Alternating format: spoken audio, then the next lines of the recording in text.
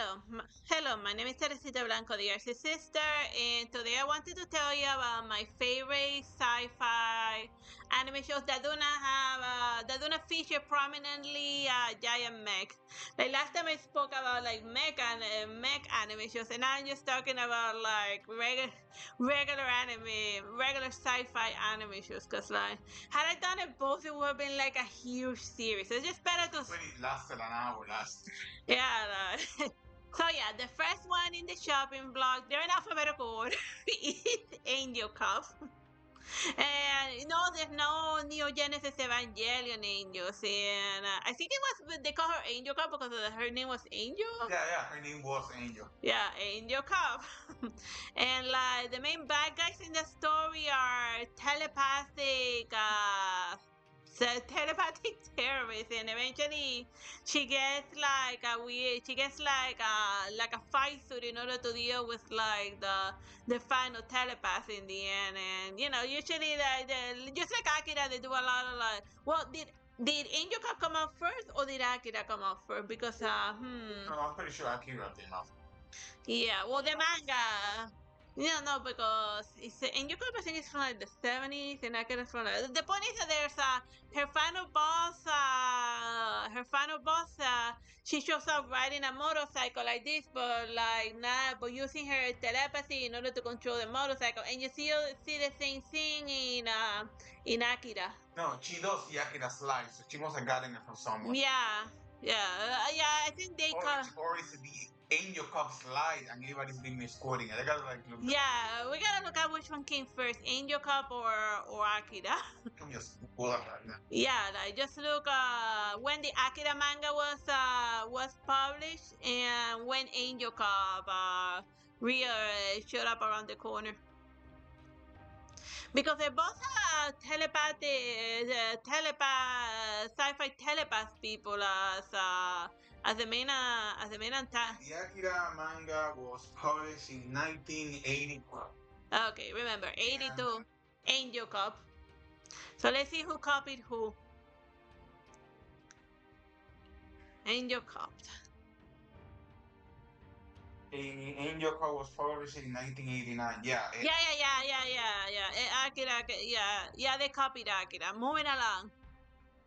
Alright, this one is Bubblegum Crisis and Bubblegum Crisis Tokyo 2040 because one is like the sequel to the other one, but except that like they get like a glow up in like the other season. So this one is not like giant. Well, they do fight giant robots, but the main characters themselves they're using strength. Yeah, they're more. This is more like armor core. In fact, I think we were able to make the priest robot in armor core. So yeah, a lot of armor core gets it from like the classical sci-fi anime shows. So yeah. Those legs, you can make those in armor core. Yeah, like so that's a fun mech idea, and well, the armor cores they're called hard suits. But yeah, it's just that they use like a sci-fi suit of armor in order to fight increasingly larger and larger, and they do eventually fight giant mechs. But I didn't put them with my giant mech one because they're tiny people fighting big robots. In order to qualify for the giant mech list, you gotta be giant robot main character versus giant robot main character, or fight a little, you know, the main character has to own the mech. Or they fight boomers, which are like biologically. Well, they fall on the more a la Blade Runner, except that they don't have an expiration date. And they turn Akira when they fight. Yeah. Like some of them got like some like they were in the first Bubblegum Crisis series. They had like they even had like vampire robots. Because why the hell not? They leech the blood of the human in order to power themselves. And then it turns out that it wasn't even that good, that they just like to use too. Yeah. They were just being psychotic. It wasn't even a good biofuel. They were just doing that because like they went uber psychotic, as robots usually do. But yeah, crazy stuff. I mean, This. yeah, but the main reason why all of these boomers are like nuts is because their artificial intelligence, and they use it from like they use as a. It's explained later in like Tokyo 24 that like this maiden and her mother, their human brains were used for. They were put a chip in their brain in order for the robot to learn their thought pattern in order to develop true artificial intelligence by just copy and pasted the way that a human like processes the substance. And even like the final boss, her physically before she Gigantamaxes. Before she goes Akira. Yeah, before she goes Agra and stuff, she resemble what's her name? Trish. Yeah, Trish, I think. I forget. So many sci-fi shows running in my. But yeah. Well, Prince, I only remember the main singer, she Prince, which is ironic. Like her, they talk. Bubblegum Quest also has a lot of like random sci-fi American TV show reference. Because even her name, Prince, is the name of the Blade Runner psychopath chick. Remember, not the Blade Runner maiden, the robot. What were the robots called in Blade Runner? The replicants. Yeah. Like she has the name of a replicant. So there's a good chance that she may also be a robot because they gave her a replicant name. No, it also has like a lot of like 80s music and 80s pop culture references and this Yeah, is a love letter to the 80s. So like to the 80s sci-fi genre. So yeah. And also like the ending music song of like Tokyo of like of the second season Tokyo 2040 is like very trippy with like this weird mask going like this. I was like, okay, I don't know what I don't know what sci-fi does most to do, but it has also good like ending music song, you know. But yeah, that's so yeah, that's Tokyo Bubblegum Crisis in a nutshell. Do we have anything else to add to it? No. Yeah, just robot chicks fighting a big corporation, big robot. Oh, Casshern and Yeah. Well, we put it both Casshern Sins because I try to watch. I first watched Casshern Sins first, and then I tried to watch the original Casshern, and then I was like, my god, that synth is so much superior to the original Casshern. Like, but then again, the other one was like something for like the 60s. It's yeah, like. It's if you don't have patience for all the anime shows, then no, forget about the original Casshern. Just watch synth. yeah, I love that one. He's the de facto existentially depressed robot walking to the wilderness. Yeah, They should have the Casshern Sins people do MegaMan Zero, cause like just come because they really do get like emo robot work.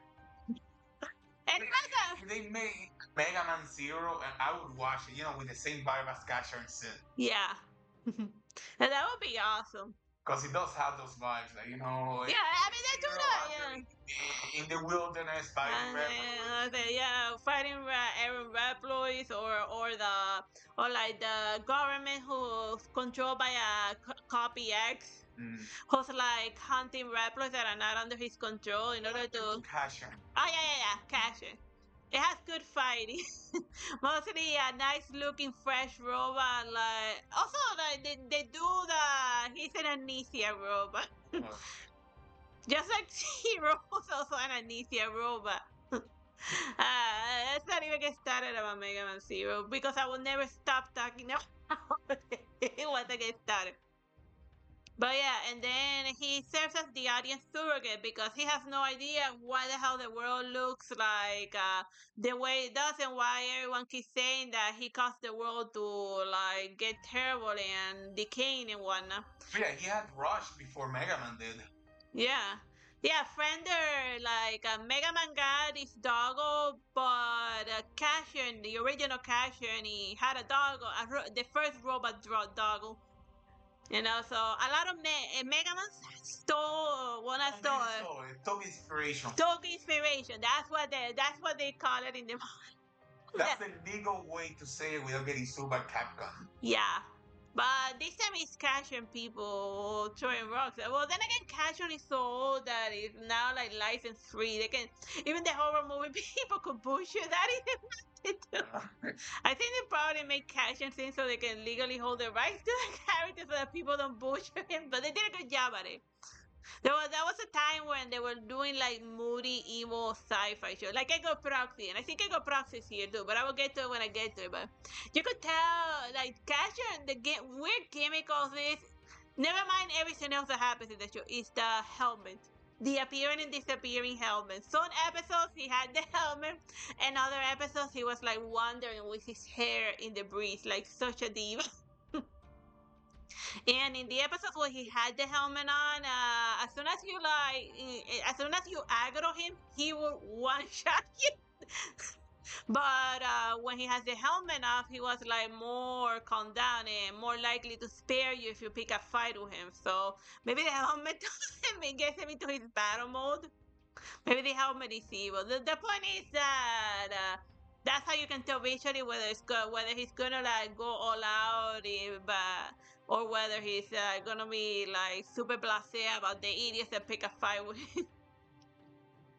Oh yeah, and he does have a lot of action, like a monster of the week type of thing. Just if you change the robots for like flesh and blood creatures, it's like very just him ripping about the robots. Oh yeah, here's the other sci-fi man. Well, it's also a manga. It's Chobits, but it also got made into like an anime show. They toned down a lot of like the a lot of the Japanese stuff. Yeah, yes, with the on button is what. Yeah. Whatever, and she was even like she was designed by by a pervert. Whatever. Which is hilarious because she's canonically asexually romantic. Yeah, like they don't do it in the end. In fact, they go to great plot depth to make certain that the main character doesn't deflower her, cause it messes up the robot.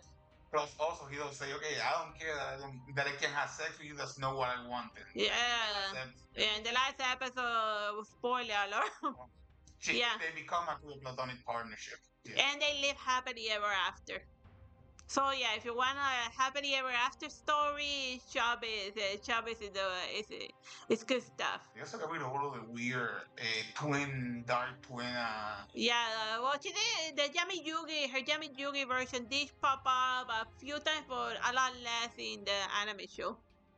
Like in the manga, she's like constantly there. Whispering in her cyber ear, in her weird Neko Mimi cyber ear. Yeah, like show it. Oh, yeah. But the problem with the anime is that they spared all the expenses on the clothing. They just gave her a T-shirt and that was it. Yeah, like they just gave her like that one dress and never again. But like in the manga, she like was constantly doing wardrobe change. Even in the first volume, she gets like 4 wardrobe changes, and then in the other volume, she has different clothing. Because don't forget that Chobits was made by the card captor Sakura people, and in every episode where Sakura was capturing a card, she had like a different outfit. It's a miracle they even did that in like the anime show, but she giving her a wardrobe change in every episode. Yeah, like that's almost insulting. That in the TV version, she had one T-shirt and that's it. And that's it. Yeah, but she has more war. So yeah, that's the one thing that the manga has better than the anime show. The wardrobe changes. And also, like, the anime show, it did like a lot of weird cow farmer guy jokes that were not in the manga at all. Like, I thought it was a cow thing in the manga. No, it wasn't. It was just some weird extra humor that they added there. And then I'd be thinking, well, I guess they had to add a couple of more jokes in there because Chavez is really dark. Existentially depressed robot dark.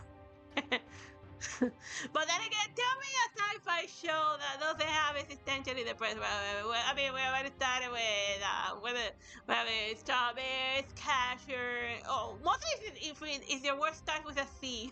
Oh yeah, this is one of the few animes, period, that has a queer platonic partnership as part of the plot. Yeah. Alright, this is Cowboy Bebop. It says a movie, but they also have like an anime show. Like we just Not watch the Netflix version. It is horrifying. it is nightmare fuel. Like wow.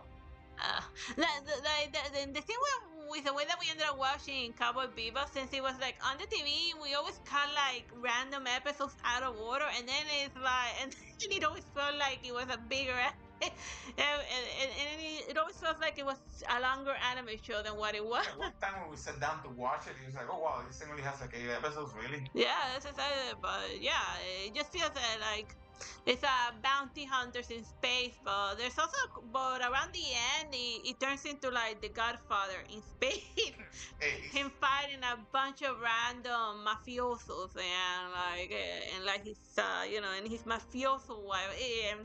It just gets weird around the end. But yeah, but still, no, yeah, were they giant robots or was it all like? It was all spaceship. There was no. Yeah. And like the guns have an advanced machine there. The guy like they have a genuine gender neutral character over there, which is Edward. Mm-hmm.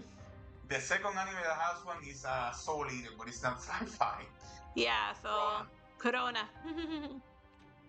Where in the Japanese version the characters kept referring to her in different pronouns, and even the mother of Corona couldn't even remember what her kid was. Medusa, even she kept saying sometimes she and then other times he. Even she forgot what she gave birth to, cause that's a little fuck she gave. Medusa's the worst. It's like mother of the year. First mother of the year, where it goes. But whatever, moving along. This one is Digimon. No introduction. Yeah, digital monster. It says computers are involved. It makes it sci-fi. Yeah, but the newer seasons when they become existentially depressed and adults are. Why do they always do it? Like I watched the last weird Digimon was like where a creepy demon angel shows up and it's like, oh my god, where Angel Woman gigantamizes into something that's nightmare for you, and then I'd be like, why is it that just that they're following the American trend that happy-go-lucky children they grow out to like sad adults, or if they're already adults in like the 80s, they become sad Harrison Ford old people. Hey, somebody needs to explain to me the evolution of Angel Woman, because she starts as a dog that evolves into a cat, that evolves into an angel, that evolves into a lion. Like to a weird Medusa angel demon thing. Because I don't follow it. Like, one of the Digimons, that one's the weirdest one. Yeah, I mean, like, at least... Tentomon, for example, the insect one is an insect that it becomes a bigger insect, that becomes a bigger insect, and then a super big insect. Yeah, and the same thing with, like... Agumon, too. Yeah, Agumon, T-Rex, bigger T-Rex, Mecha T-Rex, and another Mecha T-Rex. Yeah, and T-Rex with 2 legs and Velociraptor. I mean, Velociraptor. Very much a Velociraptor. But yeah, like they make perfect sense up to a certain point.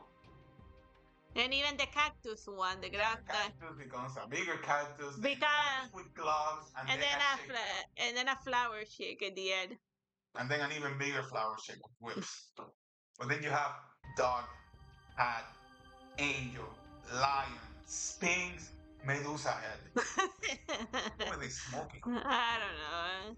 They don't make creatively original stuff anymore. I have fun memories of Digimon. Yeah. Alright, Ergo Proxy. That's Amelie with guns. Yeah, like they made Anime Lee an anime character for this. And this one doesn't have like giant, like Ergo Proxy doesn't have like a lot of giant robots. It has little robots. Put this by the camera so you can see the. Oh yeah.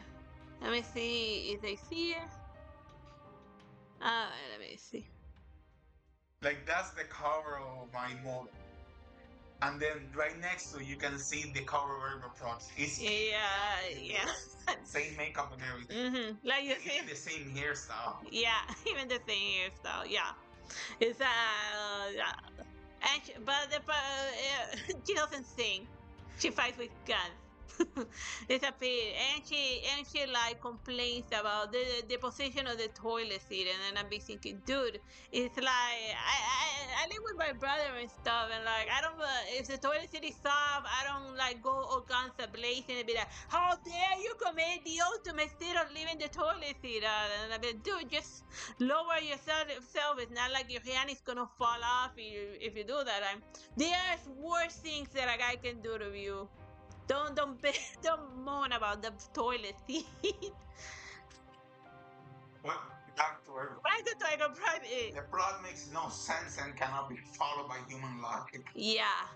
But and sometimes it follows a Monster of the Week episode. Once You can't follow the action. yeah, cause like and so like it's just a weird guy that like grows like a weird demon white man. Vincent Law. Vincent. See, it works well in anime shows that they repeat the name of the character so many times that you hear the name Vincent in your sleep. Cause her name, what the hell was she called in the show? I know her as Amy Lee, but no, everybody calls her Amy in the show. I had no idea what her name was in yeah. I Googled it, I guess. Yeah, because she was like constantly being like Vincent.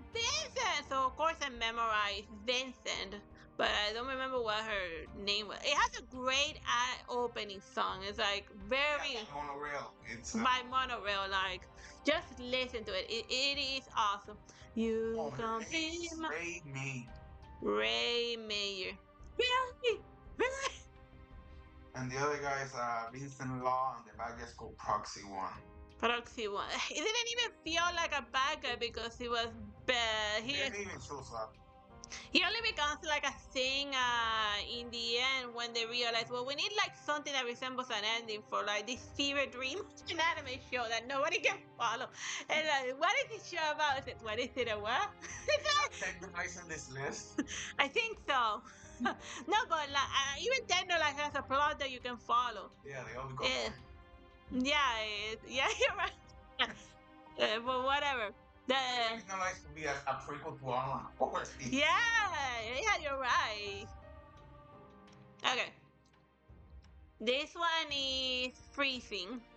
And it's maidens fighting weird aliens, but they got like robotic parts. And like they have like little chips on their backs that like augment their natural abilities, and all the guys that have like also chips that they also boost them up. So then it's like a girl fighter and a guy in the sidelines cheering for the. It's pretty much Digimon with his chicks.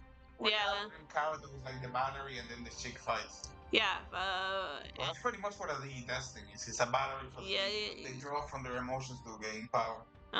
So yeah, that's basically it. And then it's just the main girl and like the guy that he's able to boost her without forming a bond with her because she has like a very messed up backstory. We're not gonna go into it, but my God. Like the middle episodes, they are very disturbed. They're hard to watch. Just skip them. Like throughout the show, you're like, okay, what happened to this chick that she became like that? And you're like, wow. Yeah. Oh yeah. Perfect sense. Perfect sense. Like she has a legit reason to be like the absolute worst. Like no amount of therapy can fix her head at this point. It is horrible. Yeah, but not as bad as what the kid went to. Yeah, like usually like the bad things happen to like anime girls in like anime shows, but like there's somebody there's a guy that had it worse, at least in my opinion. Oh my Fullmetal Alchemist. Like this one is when I was like deciding whether to put it on the list and be like, well, it describes it as sci-fi, but like all of this weird alchemy looks like magic, even though they spend 80 hours, like 20 milliliters of carbon, 50, like they try to make this magic show sound as scientific as possible, but dude, that's magic. Whatever. You try to like put some random ingredients and then clap in your hands, or like drawing a transmutation circle and see if it turns into something else. Whatever. But since it's described as a sci-fi show, then that's why it's here. We like this show. Oh yeah, we do like this show, but like what's debatable is whether it's sci-fi or fantasy. Oh, if anything, it's steam. Oh yeah, steampunk, which is a different type of subgenre to sci-fi. Like there's sci-fi with like advanced stuff, and then sci-fi as if they stayed in the steam era and then they just kept improving upon that. But yeah, it's fun. Has a lot of fun action set pieces, and I like the relationship between the little brother and the big brother. And the plot is being driven by their desire to like recover their human bodies and find the philosopher's stone, and yeah, that's the main MacGuffin, or see what it takes to use it, and it becomes and then that becomes its own different part of it. Then trying to find an alternative way of now something that's not the philosopher's stone, just finding and then it becomes a different MacGuffin, but it's like, and then the plot gets more complicated as they go along with the homunculus, and then like. No, yeah, but that's just anime mumbo jumbo. Basically, the idea is how much are you willing, and how much damage are you willing to do to the world in order to achieve your goal. Yeah, and many people are willing to kill just to get your way. Yeah, that's basically the whole idea at the beginning, the equivalent exchange. And then even at the end, and spoiler alert, they come up with a conclusion that there's no such thing as an equivalent exchange, What you're giving up is never, and what you're getting afterwards never, it's always gonna be less. Because then again, that's the law of matter, that when you transform something, you lose matter in the progress that gets turned into entropy. Friction and heat. Yeah. Yeah, like you're not gonna get like if you burn a piece of wood, you're not gonna get a charcoal that weighs the same as the wood that you originally sacrificed, because a lot of its matter got like messed up and lost in the process. But yeah, science mumbo jumbo, moving along. Ghost in the Shell. Like, do the Tashkoma count as giant robots? No, if anything, they're armored. Make Tashkomas in armor. Yeah, we have made Tashkomas in armor core. Like, if we can make it an armor core and they're tiny, yeah, they don't count as big robots. So yeah, it's just the Mayor or Modaka. Like she's like a sci-fi police type of investigator, but secret organization, whatever mumbo jumbo does, investigating like cyber crimes. She's basically MCIA but in Japan. Yeah. And then each season is one specific case, one standalone complex. The other one was the individual 11, and then. With the lab? Man, no, that was standalone. Yeah. But which is the one that we remember the most, and there was also a different one in the. It had a very good PS2 games, like with a lot of stealth element and the Tashkoma and all of the other stuff. It was a very good PS2 game that should be remade and resold and or just added in like the modern library of like the PlayStation, But I guess that's one thing, that there's not like a lot of anime-based games that made it to modern times because of licensing things. Yeah, like I would totally replay the Ergo Proxy. Yeah, and the Ghost in the Shell one, which was good. Alright, this one is Infinite Stratos, where only women are allowed to like pilot mechs, except for a guy that happens to have it. If you play Yu-Gi-Oh, the Sky Striker subdeck is based on Infinite Stratos. Except for like the main character guy who has the testosterone low enough to be allowed to pilot a robot. It's low piece, therefore, Yeah. They're like armor core power suits. Yeah, and then in the school they do battle against each other because they're preparing to like fight some random weird alien thing. So it's slowly transitioning into Strike Wishes or into what's that other one? Sci-Fi, that other game, the game that we played a lot, with the girls and ships. Oh, Asher Lane. Asher Lane is before it became Asher Lane. Yeah, so Asher it Lane. could take place in the same universe as Asher Lane and nobody would bat an eye. Yeah, Asher Lane prequel because all of them are like from different countries. It's the German shit. No, this one is the eye patch one is the German one. This one is the French.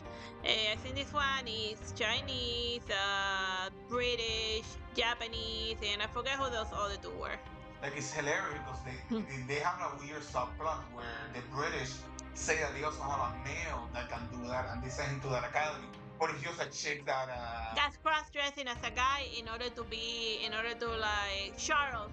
Yeah, Charles. In order to like in order to be popular. No, not to be popular. That he's required to pretend to be a guy. Because like her country be like you're gonna pretend to be a guy for king and country or so. So Japan is not the only one that has a male pilot or the special mechs that may or may not be magic. It's debatable, but since it looks roboty enough, I think that it's more sci-fi. This one is Iria, the Zeiram animation.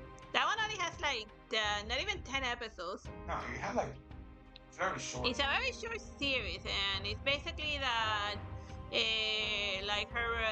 they're like futuristic sci-fi people that are bounty hunters, and then in one of the bounties in the first episode, the thing that they were tasked to recover, like put in a box and deliver to like crazy scientist people. Turns out to be Genova. Yeah, like the way that creature functions is exactly like Genova. It even does like the mimicry thing of Genova, and he fell from like a meteor. Basically, this is basically a prequel to Final Fantasy VII. Yeah, like, so then really, but it's kind of without materials. But then again, the materials were created by the Shinra Corporation as a byproduct of like their Mako thing. Like obviously, nothing to do with Final Fantasy VII. It just feels like very Final Fantasy VII in Wutai, to be more specific. Which is like it's about like Genova as well. Yeah. Well, he's not a robot. It's like a weird, flashy alien. Yeah. Now you know what. Zeiram. He screeches a lot, and since he failed to assimilate her, then he stalks her all throughout the main story. While she tries to get skilled enough in order to like finally get rid of it. And like an alien element too, like. That thing won't stop. You throw it into outer space, and it comes back. You burn it alive, and it still survives. And you throw it from outer space into the planet, and then it survives the last. It's a very Ripley versus Alien level of. Yeah, it said that the alien has higher durability. Yeah, but yeah, it's a fun sci-fi romp, and I like the presentation. It's very like it has a hilarious video game weak spot that is not really a weak spot because they hit that thing like a million times and it still won't die. Yeah, like but yeah, it's something that you can like sit down and watch and enjoy. You can finish it in like one afternoon. This one is Key the Metal Idol. And it's like the best way to interpret it is a type of Pinocchio story because it's like a robot that wants to become a real girl. And then the way that her Geppetto told her that she could do it was to make 10,000 friends. It's hilarious because Kid the Metal Idol is one of the animes that was taken by the Cuban government and turned into a completely different series. Yeah. So the version of Kid the Metal Idol that we saw in Cuba is completely different from take scenes from this one. And also things from something else. It's like a weird hybrid hodgepodge. Also, like only watch the first season because like the second season OVA It's just awful. Mostly because it starts focusing on her, and then it tells me the story of like two idiots that I don't care about, and just focus on the main character. We're here to watch Key sing off Key because He couldn't even sing for him. He's basically trying to become a YouTube influencer. Yeah, before then. and like even in the first episode, she gets like recruited by OnlyFans. She gets recruited by OnlyFans. Like, ironically, had she chosen that path, she would made a lot of friends. Yeah, a lot of creepy friends. But yeah, like the OnlyFans woman live well, if you call that living, whatever. The point is that I'm joining. oh shit the hell up, but whatever. Bad joke. Moving along. But yeah, it's and there's also a weird subplot because like the army is also chasing after her because of she has like a weird core component that allows the robots to live forever. no, it's just that like the army is trying to develop drones, but like fighting drone robots, but like they keep going like berserk and they don't understand why. Because robots have like a lot of intricate artificial intelligence, but then trying to like the human psyche trying to enforce itself on the robot causes the robot to go berserk. Yeah, pretty much it's gonna happen in a few years. Yeah. Which is why it's the Terminator. It's a prequel to the Terminator. I'm sorry, but if you need an AI to determine if somebody's a good candidate for a job, you're an idiot. You're an idiot because idiot robots designed by other idiot robots. Like, designed by idiot humans. Whatever. And we all know that at the end of the day, they're just gonna hire somebody's cousin, and then that cousin is gonna hire his cousin, and then once all of the nepotism hires happen, then the company goes bankrupt, and then there's no more job. My favorite. You need a master's degree to work here, and then when you look at the salary, it's $10 an hour. Are you out of your mind? Like what the hell, man? Like the jobs in the US are absolutely the worst. And it's part of the reason why OnlyFans is growing. And what we're doing, influencers. Yeah. We haven't sunk that low yet. Well, that's not thinking. I don't judge people with how the way that they make money, as long as they're not hurting anyone. Yeah. As long as you're not like selling drugs and stuff, then you. Yeah, public service announcement: do not use AI to hire people. You're an idiot. And you're wasting your time and your money. It's just that they sell you artificial intelligence like it's the Terminator, but no, you are buying Happy Birthday Polly Robot. And look at it up, it's in Rocky. Well, then again, all of the people who like do that are like old money that that are just trying to save a couple of bucks in like HR. So obviously they would understand my Happy Birthday Polly reference, but they're probably not even watching this. Moving along. We have a weirdly specific audience. People between the ages of 24 to 27. Yeah, a very narrow range. But a big range, and a lot of Hindu people. Yeah, like, sis, now 40% of our watchers are from India. Hi, Hindu people. Happy holiday. We need to learn Hindi now, sis. Yeah. Yeah, we really need.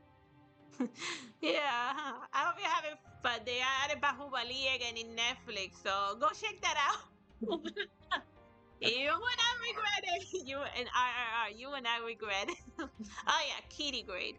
These are they're like maiden investigators, and they fly around from planet to planet in like her fancy ship. But they do in one of the episodes they do get a mech. I remember that much. But I don't remember the plot, if it had a plot or if it was like it's a monster of the week kind of thing. It has no beginning or end. One of them uses like a lipstick that also turns into a whip. It's very 80s. Yeah, very 80s. But it's each episode is its own standalone. Basically, she works alone and then suddenly she gets Eureka as a partner. Yeah, she gets like a little partner. And the partner just happens to have the same exact personality as Eureka from Eureka 7 before the transformation. Yeah, like manic pixie dream, and one's the fighter and the other one's like the tech expert. Actually, more like not so much Eureka 7, but more like what's a stupid game called? Nier Automata. Oh yeah. Can we please stop it with the existentially depressed robot? It's a cliche by this point. And cliche started by Casshern, but just because people found that hilarious in the 70s, oh god, cheer up. It's the worst part of me. Yeah. No. The worst part of me is the hacking. Oh yeah. Speaking of, here we have MegaMan NT Warrior, the only MegaMan that got adapted into an anime series that actually that's actually good. That was actually watchable. I think it had like a 50 episodes, so it wasn't a short anime show. It used to be put in WB39 like every weekend. There was an episode of MegaMan NT Warrior. It was good stuff, and it has like a hilarious twist ending regarding the identity of this kid. Should we tell them the twist? Sure, Yeah, they're probably not gonna watch it. You know that is actually this guy's twin brother whose mind was technolizing, like so now he only exists as a digital entity, but then he got amnesia, so he doesn't remember that he's human. So what part of it? If they technolize his mind and then he got amnesia, you failed. You fail to like save your consciousness is bound to memories. If you get rid of the memory and you have new memories, you're a completely different person. Yeah, especially if you don't have like a human body attached to it. Who made this thing? It didn't really like around or it's like convenient sci-fi amnesia. Just because Casshern made it cool doesn't mean. Well, Casshern didn't lose his human memories. He was just very edgelord about it. The original Casshern, and also the sequel, the Sins Casshern. They're I keep remembering things that are in MegaMan that were originally Casshern. Mm-hmm. Like wow. Yeah. But yeah, it starts as happy-go-lucky that they're doing like a little tournament between each of the little artificial intelligence robots. You know, like what's that thing called? Well, Metabus too. Yeah. Did I put Metabus here? I don't remember. I think I missed it. Yeah, well, Metabus is yeah, but yeah, Metabus is an honorable mention to Metabus. You didn't put Cubics robots for everyone either. Yeah, I forgot that too. But this is stupid. Moving on, but yeah. You just dueling robots and then dueling digital robots. But yeah, they did before Wi-Fi. They have to use like a little wire to connect. Yeah, it took a wire to connect. Yeah. And then just surfing the internet. Oh, like the video game version. Oh my god, it was like a weird grid system. It was just weird. Alright, this one is Parasyte the Maxim. The only sci-fi element is the aliens, cause as soon as you throw aliens into the mix, it becomes sci-fi. That's all you need. You don't need to make fancy high-tech stuff if you wanna dip your toes into sci-fi. You can just aliens in like a normal human world or Predator. But basically, like a weird spore from outer space falls, and then if it enters to your ear, or your eyes, or your mouth, or nose, then the alien parasite eats your brain, and then it completely takes over your body. Yeah, the parasite from The Last of Us, pretty much. Yeah. But he got a paper cut, so it went through his fingers. That's why his hand is like weird. And the final boss in the background, he got all the parasites. His entire body is like completely alien. And then when he suffers a weird family tragedy, he stops using glasses and wears his hair differently. So then at least they didn't paint his hair red and then not. And then not like they did in Squid Game. But yeah, that's how you know that the main character is serious, because now he's wearing contact lens. Well, I would assume that it's contact lens because he didn't like Peter Parker get suddenly better eyesight. Eyesight gets worse over time. It doesn't get better. That's just how it works. Unless if they get like laser surgery, but even that tends to like go bad in like a couple of years. And I don't know any laser eye people that haven't like gone back to using glasses in like a couple of months. But then again, I don't know much people, and I could just be joking, so don't take my word on anything. But yeah, aliens fighting other aliens with a lot of, but actually more like they work more like the thing. It's more of the thing. It's that the thing is localized either in your brain or wherever the hell it landed. Yeah, there's a lot of the thing in Parasyte. Yeah. Which is good. If you're gonna maybe a lot of the Cronenberg creature, it does a lot of the weird creature effects in the head and stuff, which is fun. This one is Saber Marionette J. Oh, what the hell was that? Alright, good. So it's still good. So it's still hanging in there. Alright. Saber Marionette J. So it's basically this guy that suddenly gets like a lot, who ends up activating a bunch of like fighting robot maidens. So it's like a reverse Harem, but he doesn't do it all at once. He just randomly keeps running into like hot robot chicks that are inexplicably into him. Because I remember that world it has no chicks, right? Yeah, it's a world with a woman where only the guys live there, and like eventually they find out what the hell happened to all of the women, so why all of the women gotta be like mechs and stuff, because some weird thing happened in outer space. Well, I can just tell them why there's no chicks. Yes. There were a spaceship that were going to a new planet to colonize it, but then the artificial intelligence running the ship went HAL 9000, and then only the guys were able to like escape down the planet, and the chicks are stuck in outer space. So then they've been surviving using cloning technology and stuff, and then all of the new guys are born in little test tubes.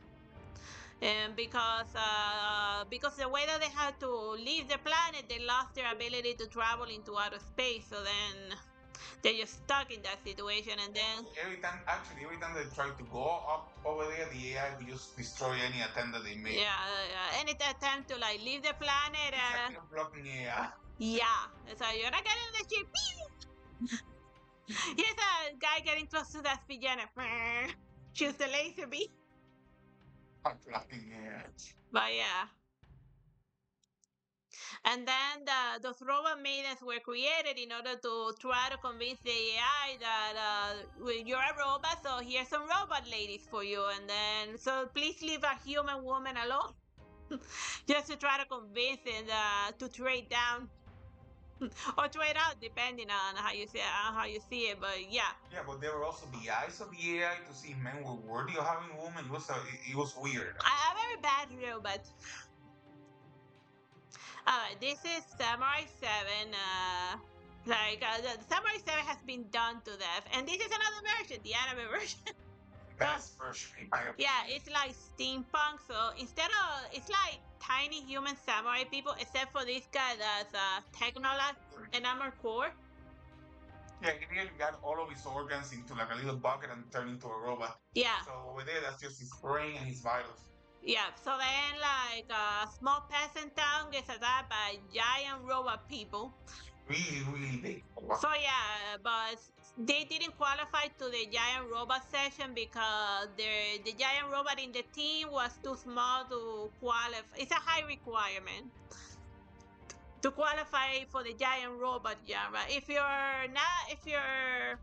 If you're only one floor big, you don't qualify as a giant robot. Also, Kokuyo gives me like Gilgamesh from Final Fantasy 13 vibes. Like it's very chaotic in how he is. Yeah, so then they got some samurais, and then they go to Samurai 7. Like that stuff is being done to them, but it's cool. And they're getting paid in rice. Yeah. And like as with most things, it's the journey, not the destination. It has a lot of fun battles. I have fun, and not only that, but they also do a sub story, because not only are do they have to fend off the bandits, they then have to rescue the woman that got sold away from the village. So they have two missions. One a regular fighting bout, and the other one like an infiltration into the capital to rescue the damsels in distress. It's also about the Knox, like that blonde guy, right? Yeah. Like personality-wise, it's very Advil, but you don't know who Advil Knox is because nobody played Star Ocean till the end of time. The Star Ocean till the end of time invented battle trophies. They had that before in PlayStation 2 before literally anyone else. Which was I wouldn't say a lot of fun, just annoying it because all you got for completing those battle trophies was like different character sprite looks for them. And the higher difficulties. Oh yeah, that too. But once you get to 40, it just gets ridiculous. I wouldn't recommend them to anyone. Which we also want. Yeah. By doing like ridiculous training, like, cause the levels are randomized, so then just saving and loading every time the main character levels up to make certain that he gets 4 of defense, and only like that are you able to get enough defense to survive the Freya. But what does it have to do with Samurai 7? Nothing. Moving along. This one is Cried. Like it's in a sci-fi futuristic type of world, and then you got the people living in like the terrible area where like crazy explosions and chaos is happening, and then the high class folk in like the city, and then they're in constant conflict because of reasons, because like the humans there, even their powers, I feel like stands. Like I feel like Stands. Yeah, from this point on, we're gonna be talking about Scribe, like their stand use. So there's the close range stand, Kazuma, who has the ability to turn his fist into like a power. Into a slightly bigger fist. Into a slightly bigger fist. And then I think it's but then he eventually fights this weird. Ryuho is the name of the other guy. Oh yeah, Ryuho. Kazuma and Ryuho. And Ryuho, he's a long range stand user. He sets with but the thing is that in order to create this fist, it takes matter from the physical world and then it rearranges into like the weapons or whatever. And then he has his scene that attacks. His little stand, Setsui. It's an invisible stand until it attacks. Yeah. Well, no, it's not invisible. It's water. Water. No, you're confusing that with a water chick. No, Setsui was a liquid stand. Yeah, very pointy one. Like it felt more like origami type of thing, actually, more like paper. Whatever. It's a lot. The long range versus short range fighting each other. And then they're eventually able to like get What's wrong? Nothing, a mosquito. Like they're able to like get the next level of the armor and stuff by fighting this. Yeah, here it is. Let me show you Setsui. There, see, that's why I thought of like paper because it resembles more like a type of origami sheet. No, and they resemble the Ilias from yeah, funny.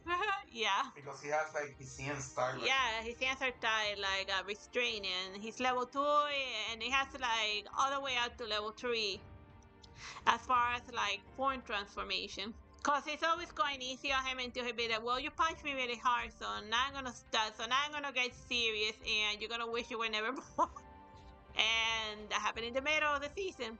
And then there was, for every cool stand or power, there's also some other guys that got like some delays, like my levitating balls, and I'll be like, balls. Well, the guy that has a car. That's it. That's it. His stand is a car. Then again, there's already a car stand in the chariot in Three of Joyous Bizarre Adventure. Yeah, like Scribe has a lot, and the reason why it's called Scribe is because the narrator Nonali, who lives with Kazuma, her power is that she's a seer, so then she's constantly scrying the fate of the other guy. But most of the time, she's just a plot device. So somebody. She's a plot device. She's like narrator. You know.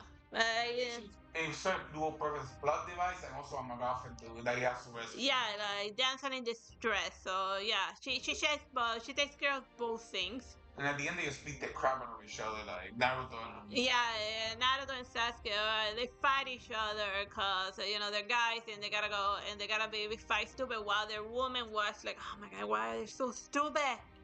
And they Yeah. kill each other. Like at the end, one of them goes up, but then they have the sun behind you, so you don't know if the person that won was Kazuma or you. Yeah, they leave it like some Godzilla thing, Godzilla versus King Kong, or Batman versus the Flash, where they leave it indecisive whether who won or who lost. By a million years. He was going easy on him, even though Superman sometimes can push back time, but the Flash can go further back. Well, actually, it wasn't neither of them. It was Reverse Flash. Oh yeah, you are crazy. Secretly racing them. Yeah, they were racing each other to know that the other train was behind them. No, already ahead of them. Already ahead of them, and was... It had already won. He stole their victory, bro. He stole their victory. Yeah.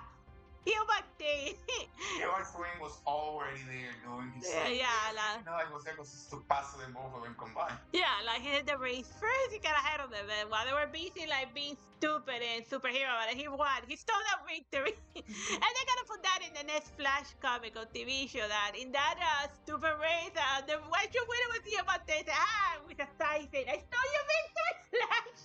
When they look at the photo, yes, I stole your victory. The winning photo shows a different guy altogether who made it to the finish line.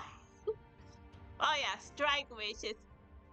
Like, it's called wishes, but they're fighting aliens, and their powers are very sci-fi looking with they like... fly rooms once, and then they never do it again. Yeah. The rest of the time it's just them with like plain legs shooting guns, fighting aliens. The moment you show aliens, it immediately becomes sci-fi, but yeah. Like they go into great detail as to why you shouldn't fly rooms. I'm not gonna go into it. You can just look up that episode. Yeah, very, very. It's a very, very episode. But yeah, them fighting with like plain jet legs. And so how do they get caught with that? Yeah, like they don't like cut each other like that, like propeller bridges. Like it feels like strike wishes could easily exist in the same world as actually. And Infinite Stratos and Girls on Panzer. Like there are 4 anime that should do a major crossover. Girls on Panzer, actually Strike Wishes, and Infinite Stratos. They all look like they're from the same universe. Yeah. And they also had like the chicks from different countries coming together to like... Yeah, they all had that in common. People coming together to like fight evil or something, to fight alien. Yeah, they're brought together by the xenophobia of alien. This one is Texhnolyze. It also has another sidekick, it's the second sci-fi show that has a seer, but this chick has more agency. And there's even a whole cult of people around her because of her psychic abilities. And like the main character, it happens in the first episode. Since he wouldn't sleep with a mob boss, the chick, she had his arm and leg cut off.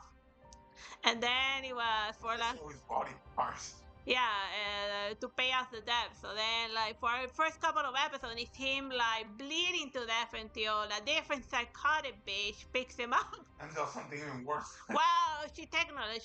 Just as the title says, Texhnolyze. She gave him, like, a robot leg and arm.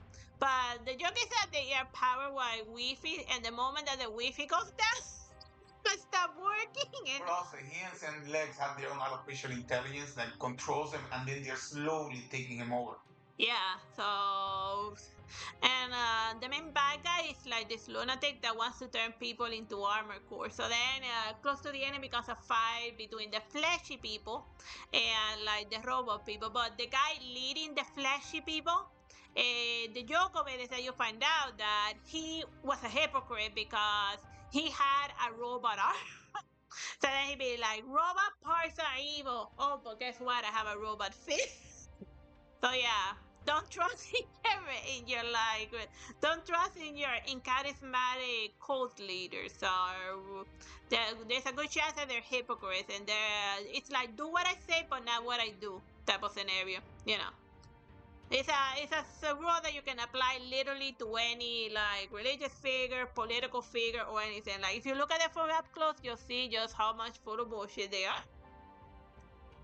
Trigun.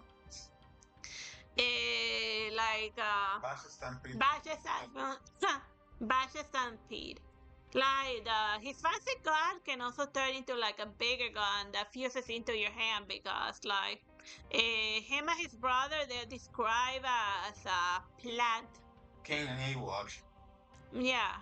No, but they're plant people. They call them that. They call them plants, and they inside of like weird light bulbs, the other creatures light them that power the entire city. But they were allowed to exist outside of like the power plant and develop as real individual people. And then obviously one is pro-human and has the Batman no kill rule, and the other one is uber killy. So then it's psycho killer, kiss it. But yeah. So then it's like the quest of him, the plot is written with him trying to track down his brother in order to stop his killing spree. Well, the plot is driven by the insurance agents that are trying to keep track of all the things destroyed. Yeah, because they call him like the Stampede, because whenever he like enters a town, he gets into a fight, and like even for a no kill guy, he gets a lot of people killed indirectly because of reasons, you know. And it also it's a good show to show people that are like, like no killing is all. Well, killing is like the easiest thing in the world, you know. Just try to do a pacifist run, and it's easier said than done. Like it's weird to watch this and then watch Trinity Blood back to back. Yeah, because there's a lot of Trigun and Trinity Blood. And vice versa. Well, which one came first, Trinity Blood or Trigun? I feel like Trigun is older than Trinity Blood, the manga, and Trigun, the anime show. I don't think Trigun has an anime show, although see, I don't know, I forget. And even like but both of them are distinctly different, because there's the good twin and the bad twin. It's like a whole cliche. Yeah, Trigun is 1997, and Trinity Blood.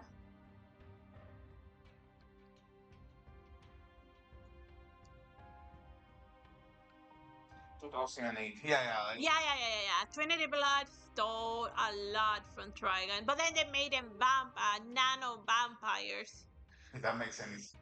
Well, made me think I should have thrown this into like the sci-fi over here, but meh. We'll put him on the vampire. Yeah, we'll put him with all of the vampire anime. There is an evil Nightwolf. It's like, I never killed everyone, but that happens in episode 8 until episode 6. He like so many people. Maybe he doesn't count vampires as people. Yeah, what the hell? Vampires are people. It's just like people are saying that like vampires and whatever, but if a vampire can crossbreed with a human and produce a child, that means that they are biologically the same thing.